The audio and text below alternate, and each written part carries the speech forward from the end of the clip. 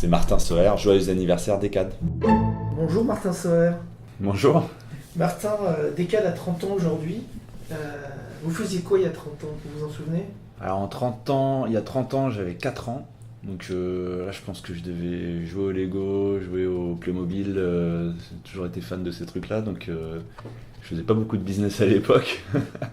Peut-être je générais du business indirectement auprès des marchands de jouets parce que j'adorais jouer. Alors vous êtes dans le e-commerce de manière professionnelle, mais vous êtes aussi un acheteur en ligne. Et votre premier achat en ligne, vous vous en souvenez? Ça date de quand et c'était où Alors ça date de quand ça date d'il y a très longtemps. Après la date exacte, je pourrais pas la dire, mais je sais ce que c'est. C'est un joystick pour jouer aux jeux vidéo.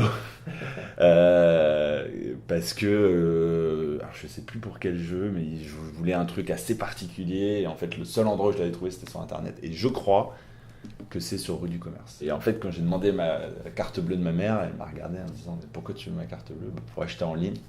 Et je me suis dit « Mais ça n'existe pas ».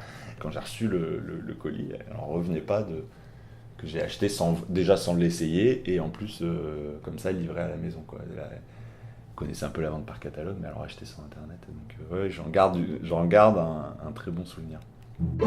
Aujourd'hui, quand vous êtes sur un site e-commerce en tant qu'utilisateur, en tant qu'acheteur, qu'est-ce que vous appréciez le plus en général et qu'est-ce qui vous agace le plus à contrario?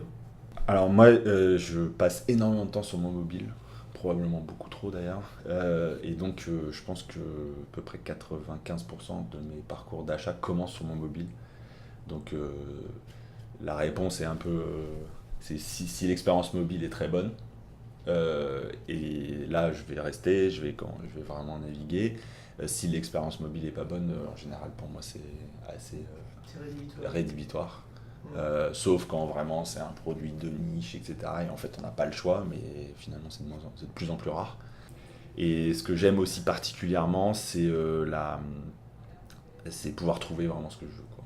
C'est vraiment la question du choix pour moi, elle est, quand je cherche quelque chose, je veux pouvoir vraiment trouver ce que je veux, avec le truc de le trouver très vite, quoi. Donc c'est un peu pouvoir aller vite.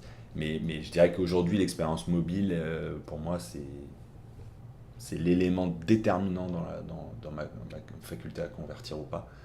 Ce qui fait que assez rapidement, on reste assez focalisé sur quelques sites web, hein, parce qu'il y en a peu finalement qui offrent une bonne expérience mobile aujourd'hui. Selon vous, quelles sont les évolutions les plus marquantes dans le développement de l'e-commerce, du commerce en général, d'ailleurs au cours des 30 dernières années, et en particulier du e-commerce? Mais oui, je pense qu'aujourd'hui, en tout cas, ce qui a le plus évolué, c'est le mobile, quoi. C'est-à-dire que si je prends il y a 15 ans et aujourd'hui, c'est que aujourd'hui, on est capable de pouvoir acheter n'importe où, alors qu'avant, il fallait déjà un ordinateur, il fallait débrancher la ligne téléphonique, brancher le modem 56K, enfin, la convenience de l'accès à Internet a été démultipliée aujourd'hui. Parlons du e-commerce dans 30 ans, donc en 2048. Comment vous l'imaginez? Vous voyez quoi? Vous le voyez évoluer comment? Moi, ma conviction, c'est qu'on va arrêter les interfaces 2D, quoi. C'est-à-dire que je pense qu'on va remettre le commerce au sens dans l'espace, et plutôt que sur des interfaces 2D, choses qui sont totalement pas naturelles d'acheter avant sur un catalogue, aujourd'hui sur un écran, que ce soit un écran mobile ou desktop. Et je pense qu'avec tout ce qui est en train de se développer sur la réalité augmentée, sur toutes ces interfaces 3D qui finalement viennent mélanger la puissance du digital avec la puissance du physique, tout ça en plus connecté, donc à la capacité d'avoir un vendeur à distance.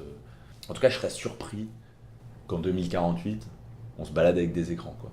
Je pense que les écrans vont être intégrés dans les lunettes, dans les lentilles, dans plein de trucs, et qu'on va acheter en touchant les produits là-dedans. Et je pense que si on ne commence pas à anticiper ce que ça veut dire, parce que ça c'est en termes de rupture technologique, pour des commerçants c'est très très fort. Et donc je pense que c'est les sujets de demain, quoi. C'est comment on se passe d'interface. Ce qui est en train d'arriver avec le vocal, en fait, hein. Le vocal, on est en train de dire on pète les interfaces. Alors ils reviennent un peu en arrière parce qu'ils commencent à mettre des enceintes avec des écrans, des choses comme ça, parce que quand même, il y a des moments où on a besoin de voir. Mais c'est la première étape, il y a plein de choses maintenant, on n'a plus besoin d'écran. Et donc, je pense que le step d'après, c'est effectivement l'intégration des écrans de manière beaucoup plus intuitive et la navigation beaucoup plus intuitive.